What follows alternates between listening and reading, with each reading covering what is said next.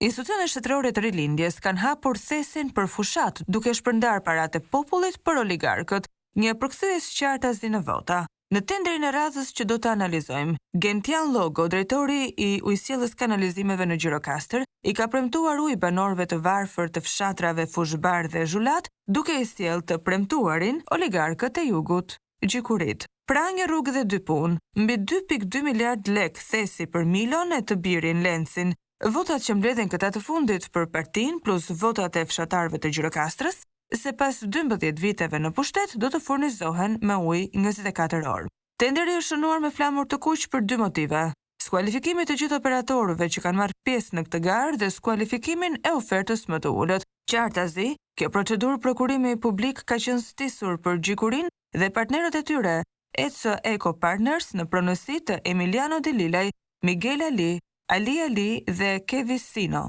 një grup inxhinierësh të rinj kamuflues në letra të kompanisë që shoqëron gjikurin si fituese dhe fut një pjesë të parave publike në xhep. Kompanitë e tjera pjesëmarrëse në garë janë skualifikuar për pikat 2.3.4 dhe 2.3.5 të dokumenteve standarde të kritereve të veçanta të tenderit.